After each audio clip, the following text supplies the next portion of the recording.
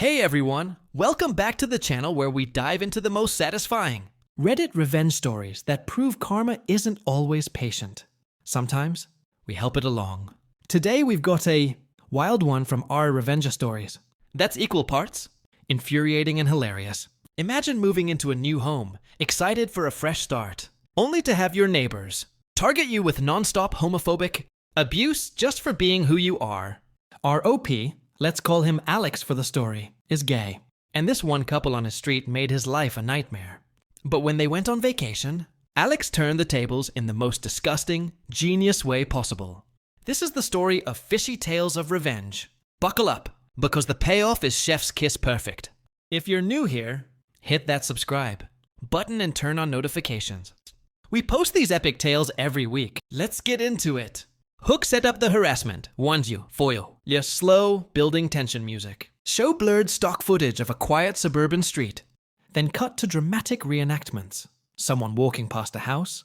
Angry yelling off screen. Alex had just moved back home in May of this year, ready to settle into his place on a quiet street. But right away, things went south with one couple next door. These two weren't just unfriendly.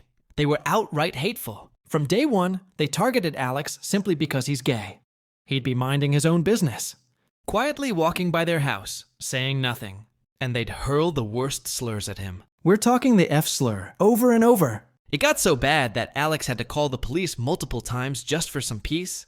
Imagine feeling unsafe in your own neighborhood, having to involve cops, because your neighbors can't handle who you love. Now, Alex isn't the type to back down easily.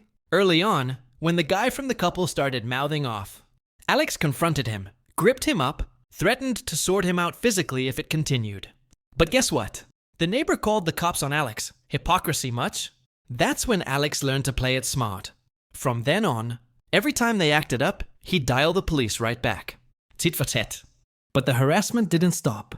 These neighbors were, in Alex's words, so dumb it's apparent. From just simple observation, they struggled to string sentences together without dropping F-bombs and C-bombs left and right. It was constant, low-level aggression that wore Alex down.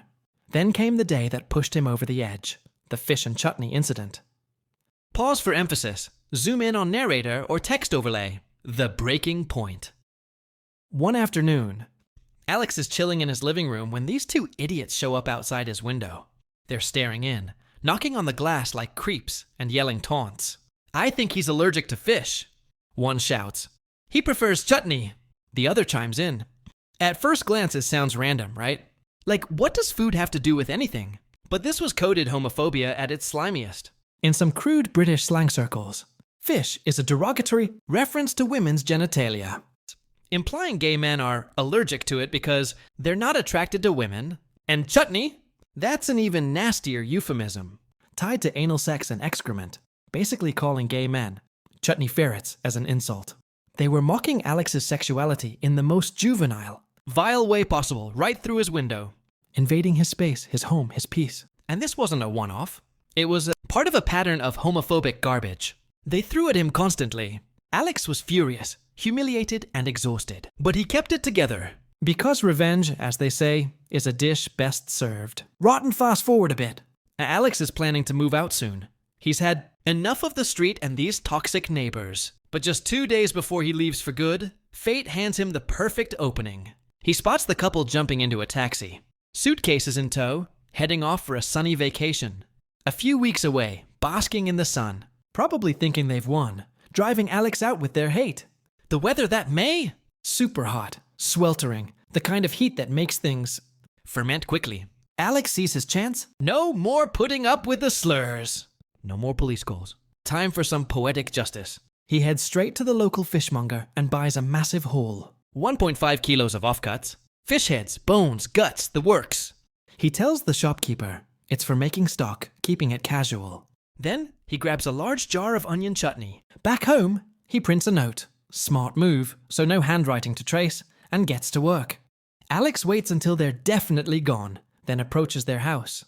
He pours the entire jar of onion chutney through their letterbox, followed by every last bit of those fish offcuts, heads, bones, scraps, all sliding right into their hallway with a wet, satisfying plop. And the note? Pure gold. It reads, "You're right. I fucking hate fish and chutney. It's gross, just like you two coibs. Boom, he turns their own nasty slang against them. Allergic to fish? Have some actual fish. Prefers chutney? Enjoy a whole jar dumped in your home. Then Alex finishes moving out, leaves the street behind, and lets nature take its course. Remember that scorching May heat? With the house empty for weeks, no ventilation, that fish starts to break down. Fast. It ferments, rots, turns into a putrid, maggot-infested sludge right there on their hallway floor. The smell? Unimaginable. Like death mixed with sewage. Flies everywhere. A biohazard nightmare welcoming them home from paradise. Weeks later, the couple returns from their vacation. But plot twist, things didn't go smoothly for them. Alex hears from an old neighbor. One of them had a bad accident on a moped abroad, breaking several bones. They came back in a wheelchair. So picture this. Tanned, maybe. Exhausted from travel. One hobbling on crutches or wheeled in.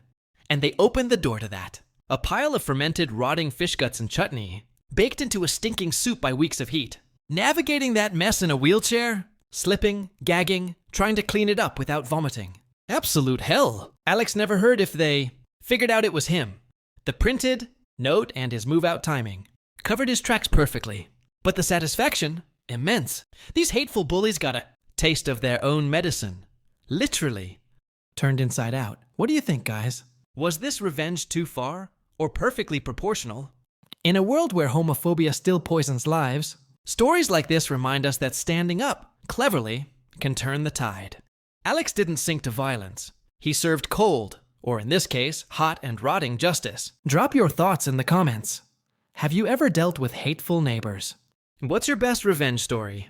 Like if this gave you that sweet satisfaction hit. Subscribe for more Reddit tales.